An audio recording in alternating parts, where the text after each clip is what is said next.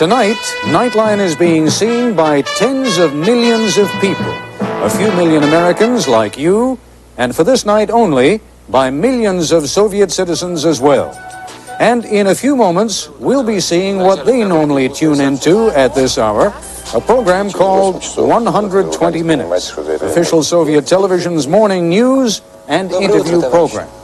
Good evening, I'm Ted Koppel, and this is Nightline.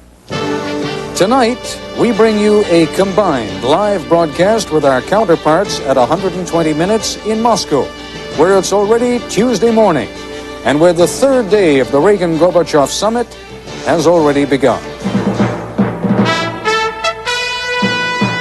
This is ABC News Nightline. Reporting from Washington, Ted Koppel. You will, if all goes as planned, be watching two programs simultaneously this evening. Because of the time difference between Washington and Moscow, this late evening program of ours, Nightline, is on at the same time as Moscow's early morning program, 120 Minutes, and in Moscow, it is now early Tuesday morning. For the first part of this joint venture, I'll be turning things over to my Soviet counterpart, Vladimir Molchonov. We have asked him to produce a brief report on summitry, and that's what you'll be seeing in just a minute or so. Our own correspondent, David Ensor, has put together a report on what's in this summit for Mikhail Gorbachev. You'll be seeing that a little later. Vladimir Molchonov, the host of 120 Minutes, will interview a guest in his Moscow studio, and I'll be interviewing a guest here in the United States. When we break for commercials, those two will be seen in the Soviet Union. Will it work as we planned? We'll find out together. Vladimir, I hope you can see and hear me. I'd like to begin by wishing all your Soviet viewers a warm good evening from the United States. And we too should like to wish you good evening from morning Moscow. I can see Ted Koppel on the monitor on the ABC Nightline program. I'm glad to welcome you here, Ted. Since those 5 months when we last got together during Mikhail Sergeyevich Gorbachev's visit to Washington, we haven't changed very much, but I think Soviet-American relations have very much changed for the better. Well, indeed they have. And I'd like very briefly. Please go ahead.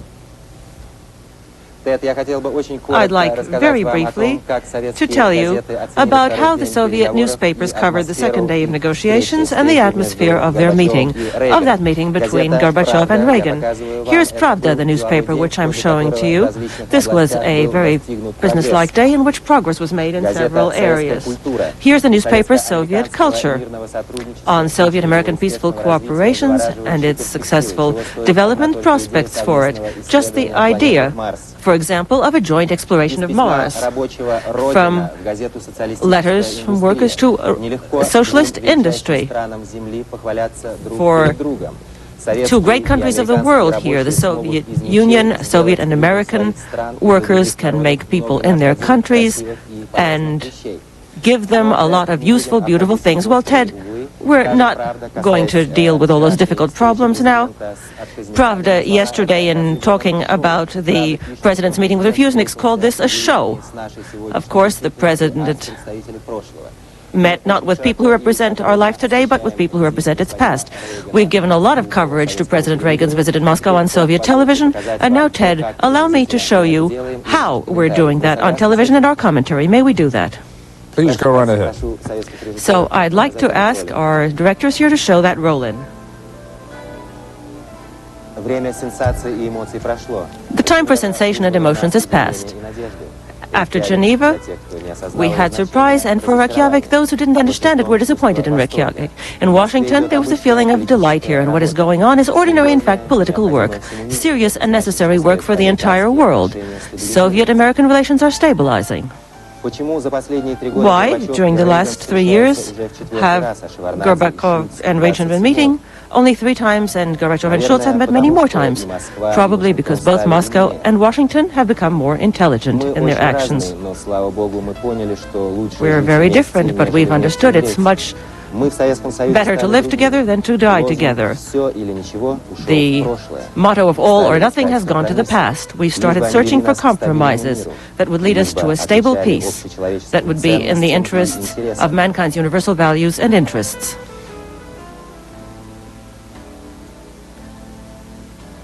We recall that not a single president of the U.S. engaged in so many anti-Soviet utterances as did Ronald Reagan, but we very much value the fact that it is Reagan who engaged in disarmament negotiations and tried to achieve real success here, and this is a lesson for everyone.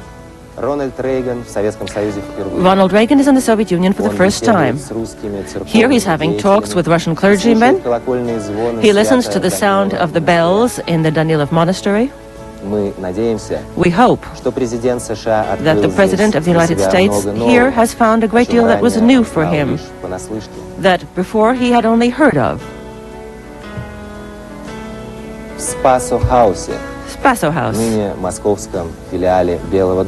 Now the Moscow White House. The President meeting here with a group of people who have been refused exit visas from the USSR. To quote the Soviet newspaper Izvestia, in Moscow, there's no problem here of freedom of speech. This is a question of political tact. At the same time, on the other end of Moscow, American Indians are telling us of the tragedy of their people. We are very different. That's why we should not be giving lessons to each other, but we need to listen to each other and to respect each other's views. That is absolutely necessary. And we shall hope that our descendants will pay their due to all of those who today are creating the history of Soviet-American relations, that struggle for peace.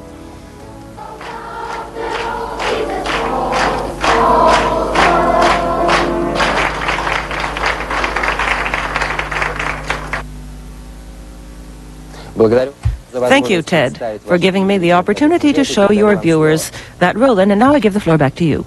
Vladimir, thank you very much. Interestingly enough, those were many of the same pictures that we saw on our newscast earlier this evening, although I must confess the commentary was a little bit different. When we return, we'll rejoin 120 Minutes in Moscow. This is ABC News Nightline, brought to you by Apple Computer. We'd like to award you the account, but frankly, there's a problem. What's that? You agreed to keep this assignment confidential. Obviously, you brought in freelance artists, typesetters. Hold on. All the work we've shown you was done by the people in this room on a computer. What computer puts out work like this? Hire us and we'll tell you. That fire almost wiped out our company. But thanks to the Hartford, we met payroll. We got back on our feet. So don't tell me all insurance companies are the same. They're not. When you need us most, we're at our best. The Hartford. Do you know why Spuds Mackenzie has so much fun at parties? Because he's always in control. Spuds knows it's cool to live by one simple rule. Know when to say when. A reminder from Anheuser-Busch. Welcome. Come on in and get a taste of the good life at the Home Builders 40th Annual Parade of Homes. Discover yummy decorating hints and tempting ideas for building a new home. Ooh. So come, take home a piece of the parade Wow. during our new spring date, May 27th through June 12th at Chenoweth and Brentwood. Advance tickets $5 at any Third National Bank or $6 at the gate. So don't let the parade pass you by. Open daily 11 to 9. Listen to the heartbeat of America. It's the rhythm of the moon. It's the pulse on the street. Starlight night and neon light. You don't have to spend $1 million to look like you did. Just catch the brand new beat, the all-new Chevy Cavalier. The heartbeat of America. Today, Chevrolet. Peter Jennings on the summit. When the President of the United States and the leader of the Soviet Union sit down, there's nothing trivial about it. Peter Jennings from Moscow on World News Tonight. We'll be coming back with our own perspective of what's happening and what's going on now in the Soviet Union. But now we rejoin the Soviet television program 120 Minutes and its host, Vladimir Molchonov. Vladimir, if you'd be good enough, please, to introduce us to your guest. Thank you, Ted. As was the case in December, when we had our live space bridge, when Mr. Gorbachev visited Washington, here in our studio is a young doctor of historical sciences, Alexei Arbatov, who is the head of the disarmament department of the Institute of the World Economics and International Relations of the Academy of Sciences of the USSR. For many years now, he's been working on Soviet-American relations. And today, I should like to ask him to express his views on how the summit meeting is going and on the prospects for Soviet-American relations. Please go ahead, Mr. Arbatov. Well, you know, I think the time for the meeting was a very successful one. Of course, this is not a political coincidence. A treaty has been ratified on INF. An agreement has been signed on settling the situation around Afghanistan. The Soviet troops are being withdrawn from that country. It should be recalled that the medium-term missiles and also the events in Afghanistan were connected with the serious growth in international tension in the 70s, which really started a return to the Cold War period, I would say, in Soviet-American relations. What is now being done, what is getting over these difficulties and these obstacles, I think is even more important. That is, it opens a possibility to start a new page in our history and to proceed to resolve very serious and important problems. And there are indeed many problems. On the agenda of the Soviet-American talks, we have serious agreements over a whole range of disarmament problems, and also the question of settling international conflicts. This is also bringing about economic cooperation, discussing monetary, humanitarian questions, including human rights. The results of the summit meeting will be known in a few days' time. But I think we can say for the time being that from the human, if you will, from the humanitarian, from the national point of view, the meeting has been a very successful one so far. The Soviet people have been very glad to meet their American guests, and this is not only a reflection of our traditional hospitality, but also is connected with the fact that we do have historic relations with the Americans. And we want to live and to cooperate with the Americans on completely new principles. Now, since we're talking about the political side of the question, the negotiations are going on very intensively. Primarily, they've been discussing the question of disarmament, but we can't fail to mention some other very puzzling points as well. In the first statement made by President Reagan, we heard the leitmotif that we shouldn't be over hasty in American-Soviet relations. He quoted a saying, I think something which I've never heard in my life. I must say, perhaps it wasn't correctly translated. However, the leitmotif is very clear, that we shouldn't be over hasty. This seems to be rather strange to me. Firstly, it's very strange to hear this from a president who doesn't have much time left in the White House. And possibly the remaining time could be used, obviously, in order to resolve a whole series of questions. And in other words, haste is needed. And secondly, the appeal of the president not to be hasty in the case of the negotiations is an appeal which doesn't appear to apply to the arms race. Here, no one is appealing for us to put on the brakes. Intensive programs are being designed. The nuclear arsenals are growing every year, and it's only been slowed down in a few directions. Others still remain to be dealt with. Excuse me, Alexei, but in 30 minutes we've got to go back to ABC. In 30 seconds, I've just got a short question. You've been working on Soviet-American relations for so many years now. Do you believe that there is continuity in American policy? Do you think that what Reagan is doing now is going to be continued by his successor? It all depends on what kind of agreements can be concluded in the remaining time. If essentially there's going to be important progress made towards an agreement, primarily in the reduction of armaments, I'm quite certain that the new administration will continue that. It's too important an issue. Thank you very much. Now we've got to go back to ABC Studios. Ted, you've got the floor. Vladimir and Mr. Abatov, thank you both very much. When we come back, we'll look at why the superpower summit in Moscow is so important to Mikhail Gorbachev's push to reform Soviet society. And we'll talk with Vladimir Zvyagin, the New York bureau chief for Soviet radio and television. Hey, Bo, how you doing? Hey, pretty good. Joey, how are you? Hey, guys. Finished already. Hey, I thought we were supposed to be doing this in-house. We did. New computer and stuff. Quintile analysis? Hey, give me a break. Well, Siegel did that. I thought he's in the LA office. Yeah, so's Edwards. She did the graphics. So how'd you get everybody together in the same place? Robocall. What? Robocall. Pardon me? Is anything as lonely as an only cup of coffee? It doesn't have to be. Weight Watchers has gorgeous cake, beautiful pie. Bye-bye, lonely only, bye-bye. Weight Watchers, this is living. Where can you find America's best-selling camcorder outfit with a free $149 telephoto lens? The case, camcorder, and accessories are all yours for just $26 a month. Where? Only at Sears. This is the tale of an up-and-coming movie star named Roger Rabbit. Cut, cut, cut, cut, cut! And a down-and-out private detective. Stay out! Named Eddie Valiant. Every moment they were together was a new adventure in trouble. Hide me, Eddie! Please! It's a motion picture about friendship. Hey, take it easy, will ya? Love. Compassion. Well, I'm sorry I yanked your ears. All the time you yanked my ears? Murder. Marvin Acme. The rabbit cacked him last night. Sex. I'd do anything for my husband, Mr. Valiant. Anything. And violence.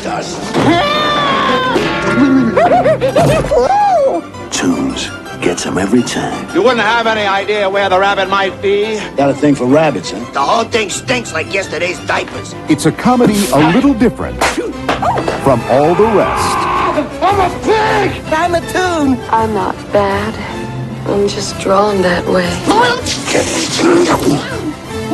But tell me, Eddie, is that a rabbit in your pocket, or are you just happy to see me? Touchstone Pictures and Steven Spielberg present a Robert Zemeckis film. We tunes may act idiotic, but we're not stupid.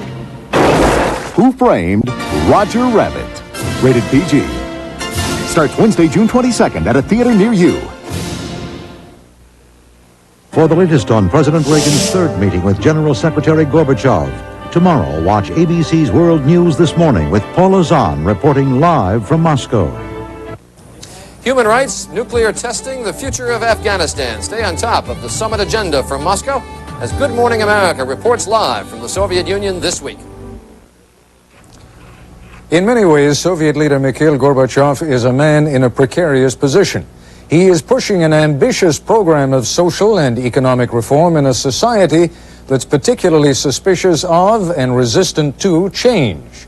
As David Ensor reports now from Moscow, Gorbachev is hoping to use this summit to build both political and popular support for his controversial policies.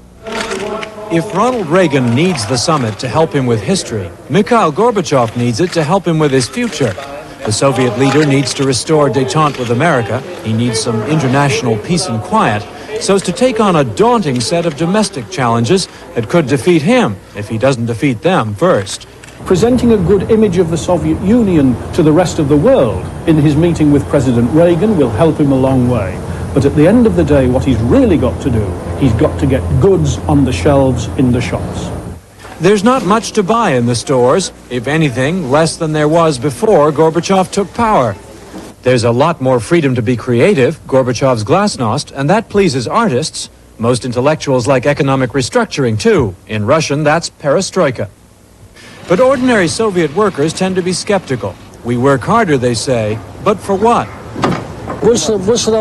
Yeah, the more work, but you get less. And the shops are still crowded, and there's nothing to buy. Change comes slowly because this country is tangled in red tape like almost no other.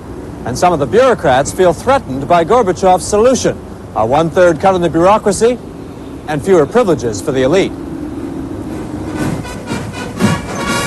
And then there is the military, the Red Army.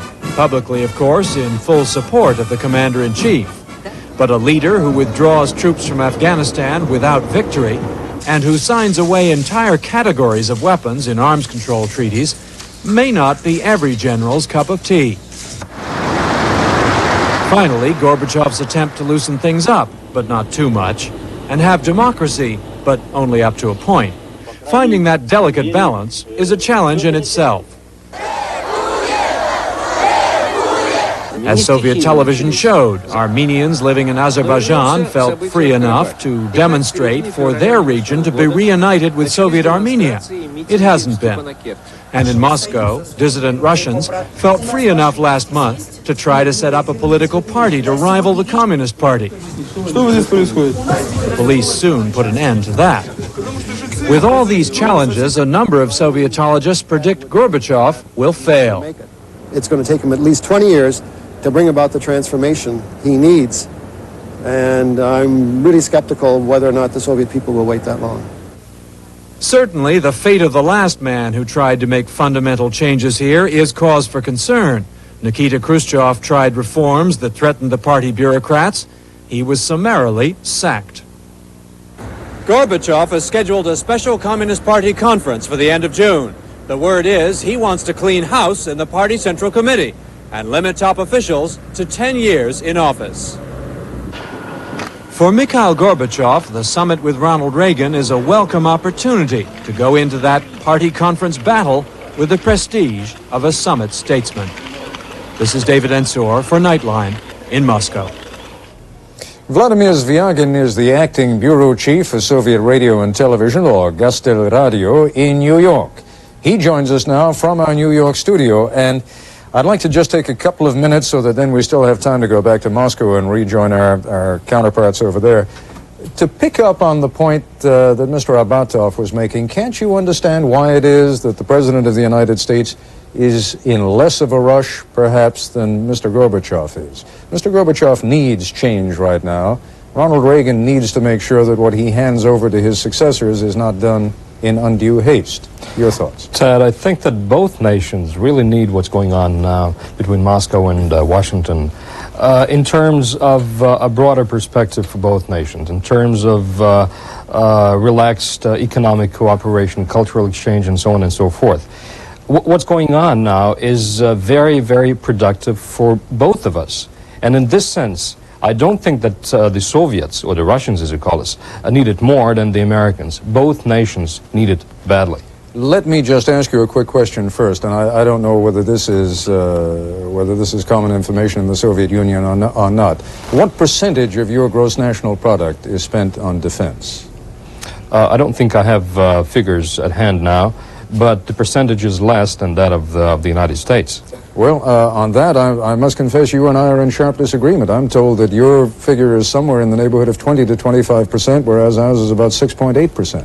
Ted, would you agree that both nations need to cut down their military expenses to surge ahead economically? I would suggest that the Soviet Union needs it more than the United States, but that's something on which friends can disagree. My point is that in terms of what our people have and what your people have, at least in terms of consumer goods, the Soviet Union, for a variety of reasons, has less and needs more. Would you not agree? I would say that we certainly have a lot of economic restructuring, perestroika, to do in the months and years to come. But then this also would provide, the restructuring process, would provide for a greater exchange of ideas, and that's what the upcoming party conference is aiming at. And what is the whole process of glasnost and perestroika in the country is all about.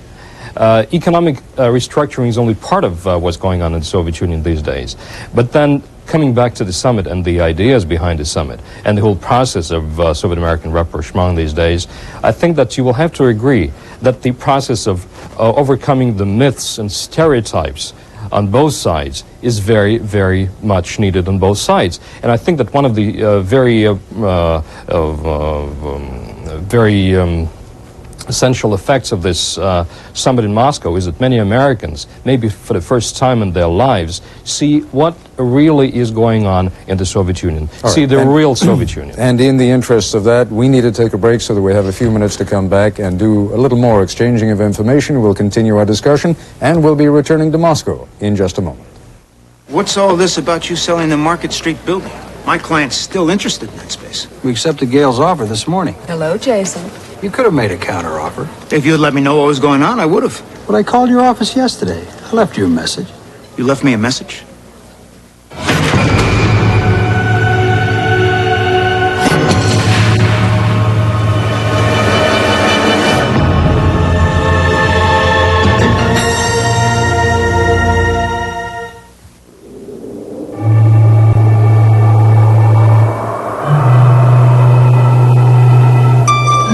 Said that form should always follow function.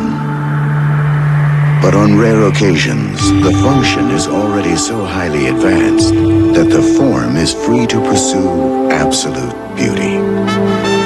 Introducing the Mercedes-Benz 300 CE Coupe.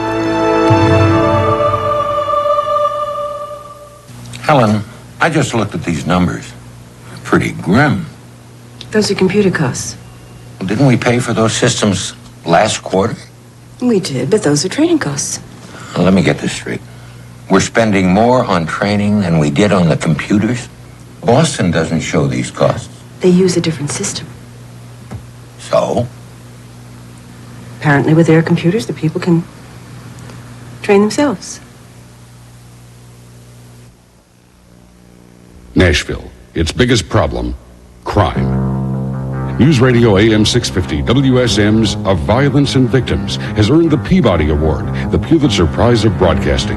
WSM Radio, the only radio station in the United States to receive this prestigious honor for news excellence.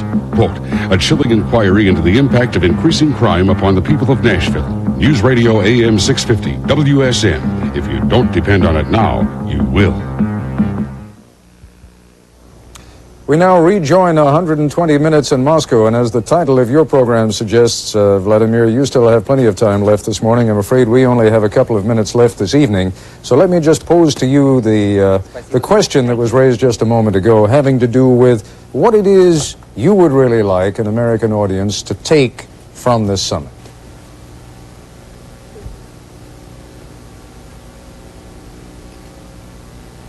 First of all, Ted, we'd like the American audience to get the truth about life in our country from the summit meeting. And I hope, Ted, that our program, 120 minutes, and that Nightline of ABC, in the future will meet not only during meetings of leaders of our countries, but much more often.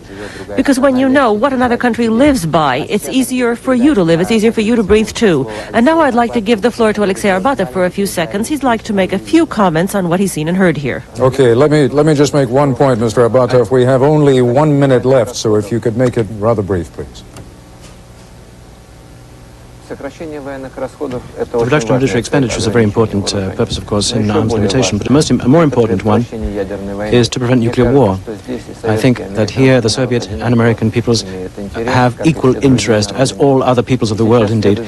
And now we have to do as much as we can in order to ensure that some progress is made in this, is made before the next administration. Thank you, Ted. We wish happiness and all the best to all the TV viewers who watched our program now. Thank you very much, and until our next meeting. Alexei, Vladimir, you have helped me even more than I thought you would. I was afraid you were going to go over. In point of fact, we actually have about another 20 seconds or so let me just reciprocate your good wishes.